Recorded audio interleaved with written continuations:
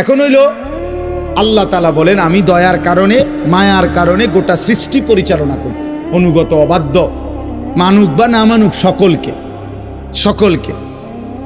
এখন আল্লাহকে যদি কেউ কেউ প্রশ্ন করে, আল্লাহ আচ্ছা তাইলে তো একটা বুঝ পাইলাম, আপনি মনে রাগ করেন না, কারণ মানলেও খাওয়ান না মানলেও খাওয়ান, সেজদা দিলেও খাওয়ান সেজদা না দিলেও খাওয়ান, মনে এই রঙ্গেই চলবো মনে হয়।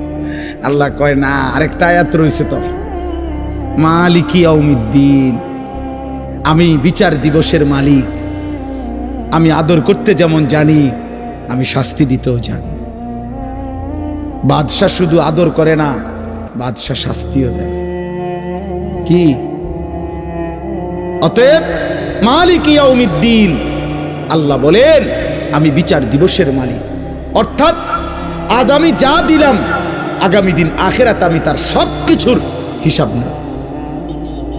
একটা জাররা জাররা, বিন্দু বিন্দু, একটা নিঃশ্বাস, চোখের একটা পলক, খাবারের একটা লোকমা, পানির এক ঢোক আমার দেওয়া, আমি আবার হিসাব নেব।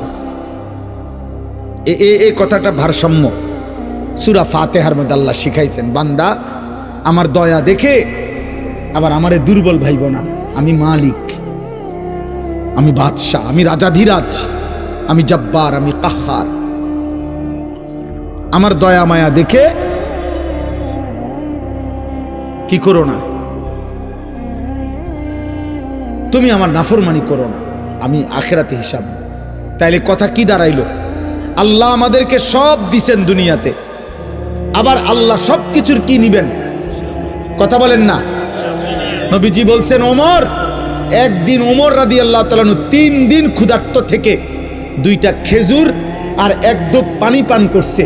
3 দিনের ক্ষুধার্ত থাকার পর নবীজি বললেন, ওয়াল্লাহি লা তুসআলু আন হাযান নাঈম, ওমর এই 2টা খেজুর আর 1 ঢোক পানির হিসাবও আখিরাতে আল্লাহর কাছে দিতে হবে। এই জন্য আল্লাহ তাআলা এটা ব্যালেন্স করে দিছে, বান্দা আজ দুনিয়া ভোগ করো, আগামী দিন আখিরাতে হিসাব দিও। আজকে দুনিয়া কি করো বলে না, নাও দিলাম, কিন্তু আগামী দিন আখিরাতে কি দিতে হবে? এবার অতএব যদি এটা বুঝে থাকো